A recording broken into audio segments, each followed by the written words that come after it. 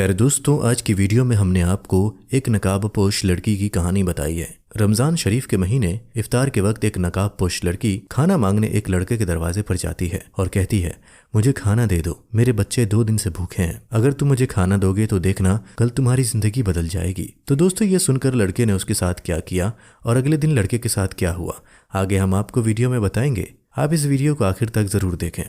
दोस्तों, जिन भाई का वाक़या हम आपको सुनाने वाले हैं उनका नाम सकलैन है। वो बताते हैं कि मैं एक ऑफिस में काम करता हूँ। मैं इतना पढ़ा लिखा नहीं हूँ, इसलिए मुझे किसी अच्छे ऑफिस में जॉब नहीं मिल सकी। एक छोटे से ऑफिस में जॉब मिली तो मैं बहुत खुश हो गया कि चलो घर का गुजारा हो जाएगा। आज से 5 साल पहले ये जॉब मुझे बहुत अच्छी लग रही थी, क्योंकि उस वक्त घर में सिर्फ मेरी बीवी और एक छोटा सा बेटा था, इसलिए घर के खर्चे इतने ज़्यादा नहीं थे। वक्त गुजरता गया और मेरे 3 बच्चे हो गए और इस तरह हम घर में कुल 5 लोग हो गए। दिन ब दिन हमारे खर्चे बढ़ने लगे। फिर वक्त गुजरने के साथ महंगाई भी बढ़ती गई।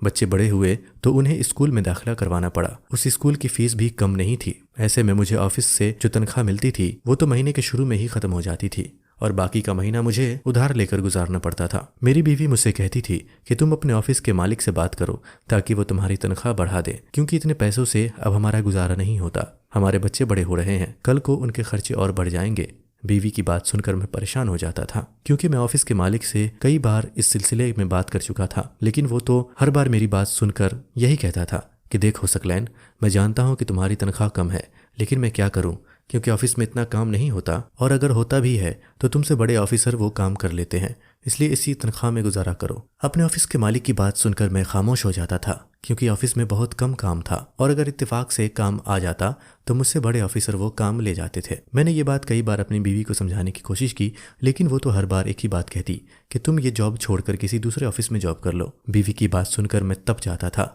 अरे भाई, तुम समझती क्यों नहीं हो? नई जॉब तलाश करना इतना आसान नहीं है।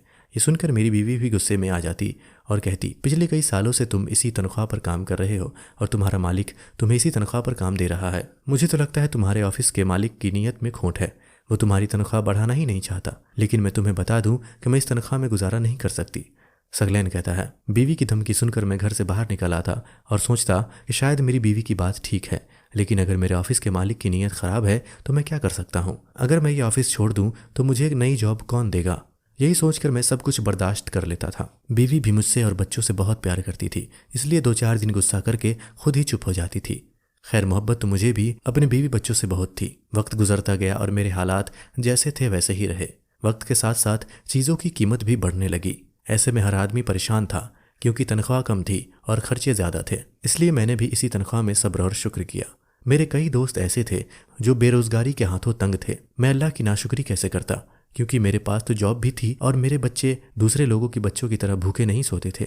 ये मेरे लिए शुक्र की बात थी। और इन्हीं दिनों रमज़ान का बाबरकत महीना आ गया और मैं दुआ करने लगा कि अल्लाह इस महीने के सदके हमारा रिज्क बढ़ा दे। और मैं ना चाहते हुए अपने ऑफिस के मालिक की तरफ देखने लगा कि शायद वो इस रमज़ान में मेरी तनख्वाह बढ़ा दे, मगर ऐसा नहीं हुआ।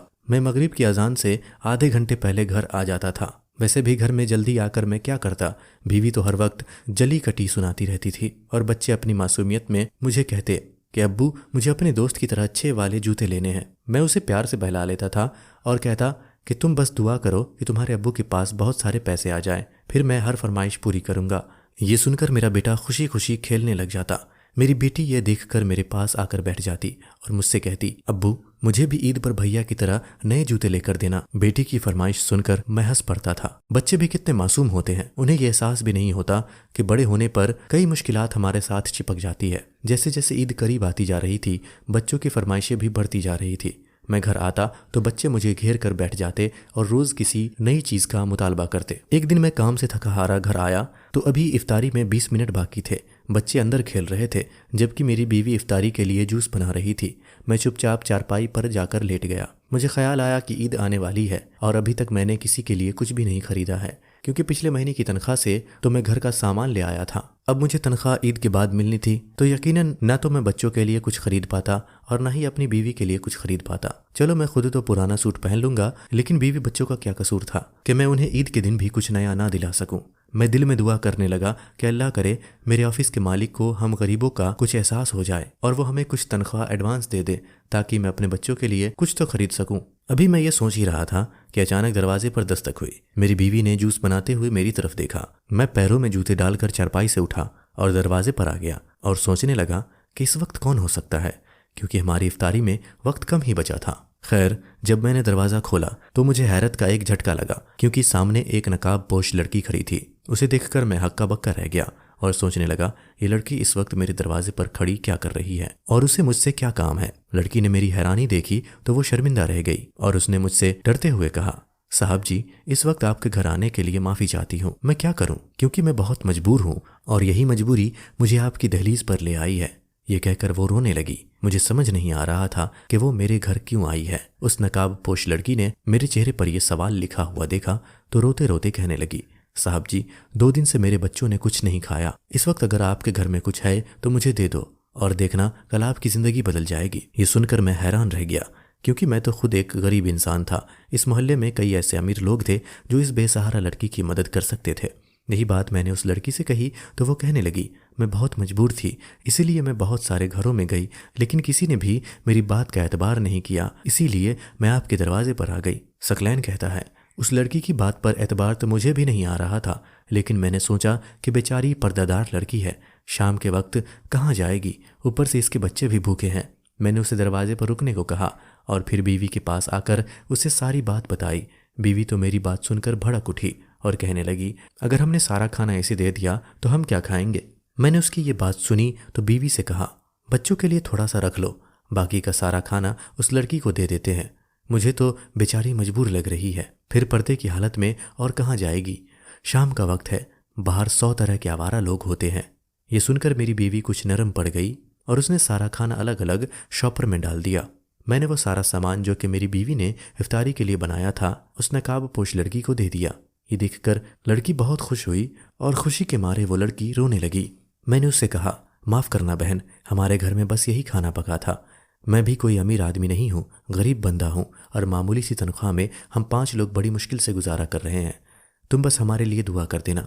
ये सुनकर वो मुझे दुआएं देती हुई चली गई और मैं वापस घर आकर चारपाई पर बैठ गया और सोचने लगा कि इस दुनिया में कैसे कैसे मजबूर लोग हैं जो अपनी मजबूरी की खातिर किसी के आगे हाथ फैलाने पर मजबूर हो जाते हैं। यह भी अल्लाह का शुक्र था कि मेरे पास जॉब थी और इससे मिलने वाली तनख्वाह से गुजर अच्छा चल रहा था, वरना मैं या मेरे बीवी बच्चे भी भूख से तंग आकर किसी न किसी के आगे हाथ फैलाने पर मजबूर हो जाते। मैं उस वक्त इसी सोच में गुम था कि मेरी बीवी ने मुझे हिलाया और कहा, मैंने बच्चों को खाना खिला दिया है, उन्होंने बहुत कम खाना खाया है, इसलिए थोड़ा सा सालन और रोटी बची हुई है, आओ मिलकर उसी से इफ्तारी कर लेते हैं। ये सुनकर मैंने हाथ धोए और बावर्ची खाने में आकर दस्तरखान पर बैठ गया। उस शाम मैंने और मेरी बीवी ने बचा हुआ खाना मिलजुल कर खा लिया। मैंने खाना खाने के बाद अल्लाह का शुक्र अदा किया कि उसने हमें किसी के आगे हाथ फैलाने से बचा लिया है। रात हुई तो मैं इस बात को भूल गया और नमाज पढ़कर लेट गया और अगले दिन जब मैं सहरी के लिए उठा तो मैं ये देखकर हैरान रह गया कि वाकई हमारा दस्तरखान खाने से सजा हुआ था। ये देखकर मुझे हैरानी हुई और मैंने बीवी की तरफ देखा तो वो मेरी तरफ देखकर मुस्कुराने लगी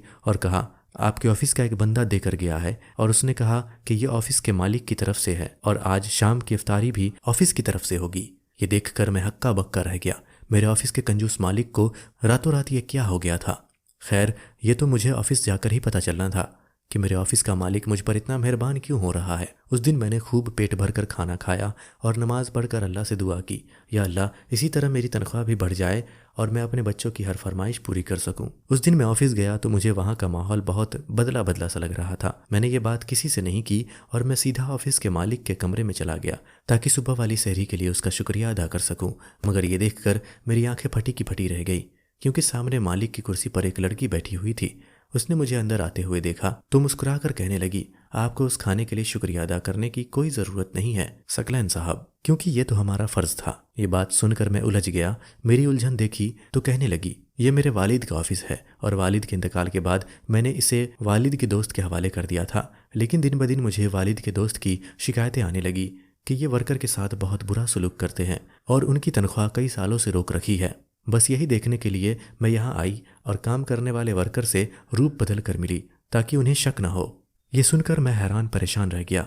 उसने मुझे बताया कि मैं वही नकाब पोश लड़की हूँ जो आपके घर आई थी। ये कहकर उसने एक लिफाफा मेरी तरफ बढ़ाया और कहा कि आप इस ऑफिस के पुराने ईमानदार और काबिल वर्कर हैं, इसलिए सबसे पहले मैंने आपकी तनख्वाह बढ़ा दी है। ये सुनकर जल्दी से मैंने उसके हाथ से लिफाफा ले लिया और खुशी खुशी घर आ गया। बिलाखिर मेरी बरसों की मेहनत रंग लाई। सुभान अल्लाह। दोस्तों हमें भी चाहिए कि हम भी रोजदारों की, मुसलमानों की मदद करें। अल्लाह पाक हमें इसका अजर देगा।